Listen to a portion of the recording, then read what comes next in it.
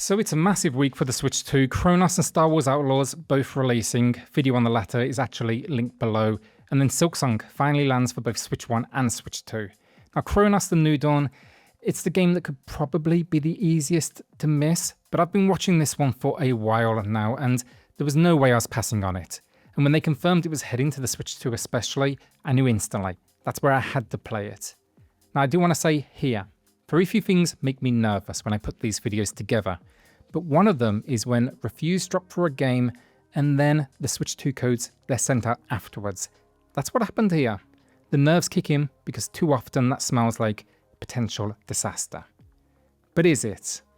Well, that's what we're going to find out in today's performance review. If you enjoyed the video, subscribe. We're a smaller channel. That support means a huge amount. And now, let's get into it. So a quick overview first. Cronos the New Dawn is from Bloober Team, the same studio that just put out the incredible Silent Hill 2 remake. But this time, they're rolling the dice on something completely their own. It's pitched as their most ambitious project yet, and it's a dark, atmospheric action horror game that mixes exploration, survival mechanics, and cinematic storytelling. And that story, this is where it gets interesting.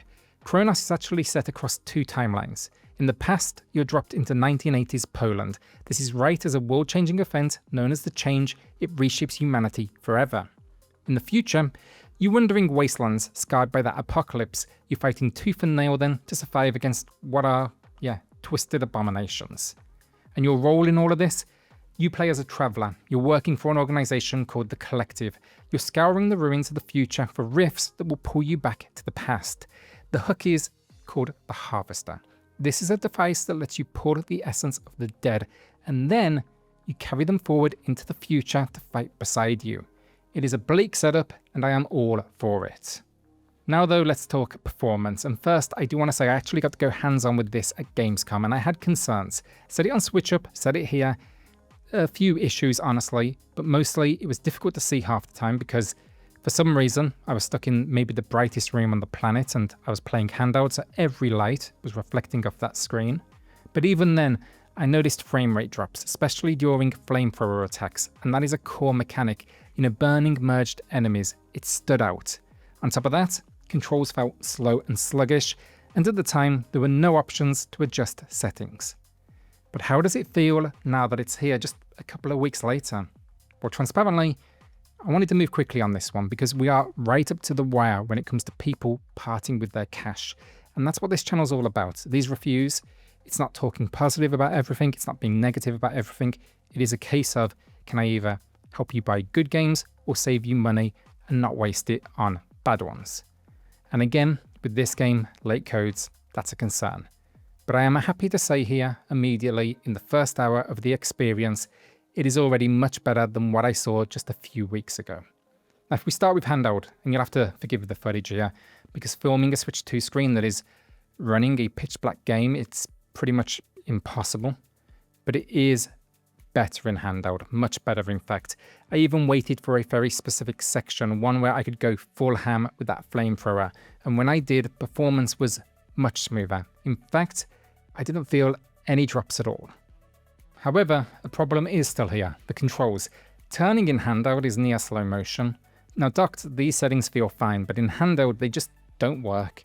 Thankfully the fix is simple. Jump into the settings, crank up the X and Y axis speed, and while you're at it, what I'd suggest is dial down the gamma too, because just like at Gamescom, the image here kind of defaults to a murky grey instead of a deep black, and adjusting it just cleans things up.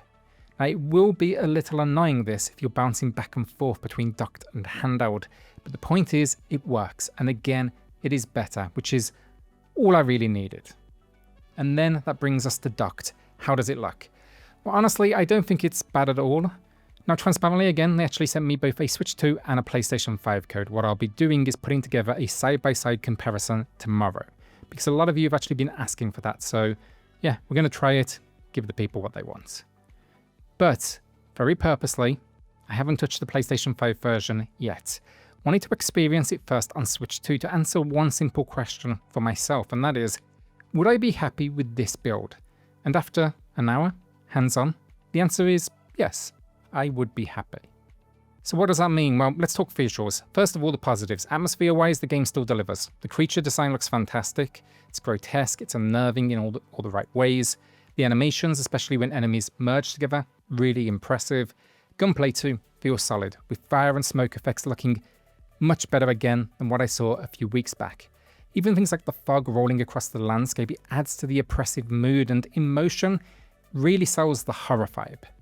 But the downgrade compared to other platforms, just from the trailers, is very clear. Environmental detail is dialed back. Textures can be blurry up close, and aliasing is everywhere. Lighting has also taken a big hit, and compared to PS5 or PC, some of the moody reflections and glow effects are just missing. On top of that, I noticed popping. In smaller areas, it's fine, but out in the open, you will see chunks of lighting shift suddenly as you move. Now, even the environment, in fact, actually textures, for example, it's not game-breaking or anything, but I'd say it's gonna catch your eye. Most importantly then is performance. For the most part, good news, it's been stable.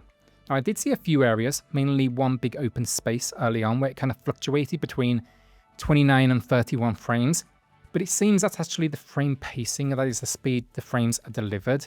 And yeah, on a graph, it looks wild, honestly, but in hand, playing it myself, I actually didn't notice, so it did not hurt the experience.